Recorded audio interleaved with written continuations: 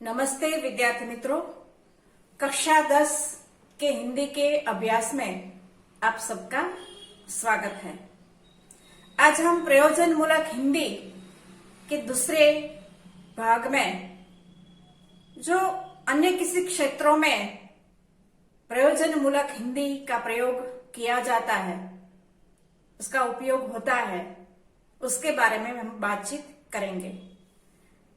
अगले वीडियो में हमने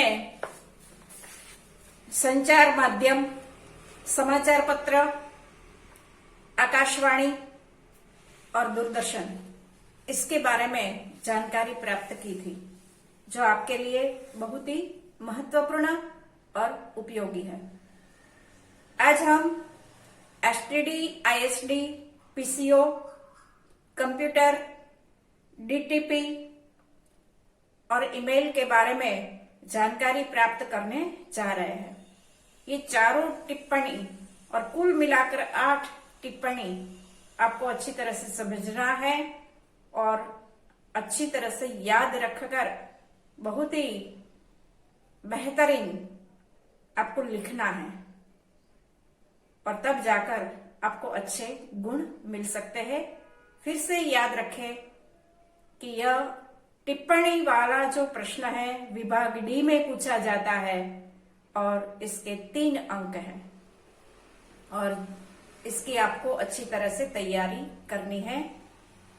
चलो, तो आज के इस लेक्चर में हम समझते हैं सबसे पहले एसटीडी, आईएसडी, पीसीओ, इसके बारे में। एसटीडी का पूरा नाम है सब्सक्राइबर ट्रंक डायलिंग। आईएसडी का पूरा नाम है इंटरनेशनल सब्सक्राइबर डायलिंग। पीसीओ का पूरा नाम है पब्लिक कॉल ऑफिस। पीसीओ द्वारा अपने इलाकों में, देखिए अब बात जो हो रही है उसको अच्छी तरह से समझे कि पीसीओ द्वारा अपने इलाकों में तथा निश्चित विस्तार में टेलीफोन द्वारा निश्चित व्यक्ति का कॉल नंबर डायल करके बात कर सकते हैं। तो पीसीओ द्वारा क्या कर सकते हैं? तो निश्चित इलाकों में, अपने इलाके में, किसी दूसरे इलाके में नहीं, अपने इलाके में तथा निश्चित विस्तार में टेलीफोन द्वारा निश्चित व्यक्ति का कॉल नंबर जोड़कर उससे बात कर सकते हैं। कुछ लोग अपना प्राइवेट यानी कि निजी फोन डिवाइस का अर्थ साधन रखते हैं, पर पीसीओ द्वारा कोई भी व्यक्ति अपने परिचित से फोन करने से बात कर सकता है। कि पीसीओ द्वारा कोई भी व्यक्ति अपने परिचित से फोन करने से बात कर सकता है। अब एसटीडी, तो इसके द्वारा हमें क्या लाभ हो सकता है, हम किस प्रकार उसका उपयोग करते हैं, किस प्रकार की सुविधा मिलती है। तो एसटीडी में विस्तार का एक कोड नंबर दिया जाता है। तो एसटीडी में क्या होता है कि विस्तार है, उसका एक कोड नंबर दिया जाता है। उसको सबसे पहले मिलाकर बाद में उपभोक्ता का अर्थ होता है उपयोग करने वाला, उसे कहते हैं उपभोक्ता। उपभोक्ता का नंबर लगाकर बात की जाती है। जनता की सुविधा के लिए एसटीडी, पीसीओ की व्यवस्था डाक विभाग से की गई थी। कोई भी व्यक्ति इसका यूनिट खरीदकर पीसीओ खोल सकता है। स्थानीय तथा अन्य राज्यों में बात कर सकता है। हर शहर राज्य का अलग कोड होता है। तो हर शहर का, हर राज्य का अलग कोड होता है। और आईएसडी में इंटरनेशनल बात करने की सुविधा होती है। आईएसडी में क्या होती है, क्या होता है, क्या विशेषता है उसकी? तो उसमें क्या सुविधा होती है कि इंटरनेशनल, सिर्फ देश में ही, विदेश में जो बसने वाले कोई भी व्यक्ति है उससे बात करने की हमें सुविधा मिल सकती है। कोड मिलाकर किसी भी देश के निवासी उपभोक्ता से बात की जा सकती है। कि कोड मिलाकर किसी भी देश का जो रहने वाला है तो उस व्यक्ति के साथ हम बात कर सकते हैं। इससे कम खर्च में विदेश में स्थित सगे संबंधी तथा कारोबार के लिए बातचीत की जाती थी। अब मोबाइल के युग में शीघ्र विकास के कारण इसका प्रचलन कम हो गया है। ये संचार के माध्यम का अब कम प्रयोग में दिखाई देते हैं। संचार माध्यम है। संचार मतलब कि संदेशा व्यवहार, संदेशों का आदान प्रदान करना। समाचार जो संदेशे होते हैं तो उसका आदान प्रदान करना, तो उसे कहते हैं, उसमें जो साधन एक माध्यम के रूप में माध्यम बनता है तो उसे कहते हैं संचार माध्यम। और हम जानते हैं कि आजकल तो हर एक के पास मोबाइल हो गया है, तो इसलिए अब एसटीडी, आईएसडी और पीसीओ ये कम प्रयोग में दिखाई देते हैं, क्योंकि इसकी आवश्यकता नहीं रहती। मोबाइल के द्वारा ही हम किसी भी के साथ बात कर सकते हैं। कंप्यूटर। कंप्यूटर के लिए हिंदी में संगणक, ये शब्द आपको याद रखना है। संगणक कहते हैं कंप्यूटर को। संगणक शब्द का प्रयोग होता है। कंप्यूटर मनुष्य के मस्तिष्क की तरह, किंतु इससे भी अधिक तेजी से वह गणितीय रचनाओं, आंकड़ों के विश्लेषण आदि के साथ साथ प्राप्त सामग्री को अपनी स्मृति इकाई में भी संचित करता है। ये कंप्यूटर है तो गणितीय रचनाओं, आंकड़ों के विश्लेषण, तो ये सभी ये बहुत ही तेजी से मनुष्य का जो मस्तिष्क होता है तो उससे भी तीव्र गति से वो ये सब कंप्यूटर के द्वारा हो सकता है। आजकल संगणक का जो रूप हमें देखने को मिलता है वह न्यूमैन नामक वैज्ञानिक की देन है। सन 1642 में ब्लेन पास्कल नामक वैज्ञानिक ने यांत्रिक संगणक का आविष्कार किया था 1642 में, और पास्कल नामक वैज्ञानिक ने यांत्रिक संगणक का आविष्कार किया था। संगणक का मूल इसमें देखा जा सकता है। बेरेनगार्ड फिक ने कंप्यूटर में अनेक संशोधन किए। बाद में सन 1833 में चार्ल्स बेबेज ने एक विशेष किस्म के मशीन का आविष्कार किया जो अरिथमेटिक, आउटपुट एवं कंट्रोल संबंधी व्यवस्था थी। इस दृष्टि से चार्ल्स बेबेज को आधुनिक कंप्यूटर का पिता कहा जा सकता है। तो आधुनिक कंप्यूटर का पिता चार्ल्स बेबेज को कहा जाता है। आपको ये नाम याद रखना है। आज कंप्यूटर जगत में वैविध्यपूर्ण एवं विशिष्ट कार्य करने वाले अनेकविध कंप्यूटर उपलब्ध है। इन कंप्यूटरों को मोटे तौर पर मनफ्रेम कंप्यूटर, मिनी कंप्यूटर तथा माइक्रो कंप्यूटरों के अंतर्गत विभाजित किया गया है। आजकल विज्ञान, वाणिज्य, स्वास्थ्य, संगीत, पत्रकारिता सहित सरकारी, अर्धसरकारी एवं निजी कंपनियों, समाचार पत्रों, दूरदर्शन, आकाशवाणी, संचार सेवा, परिवहन आदि सभी क्षेत्रों में कंप्यूटर का उपयोग बड़े पैमाने से होता है।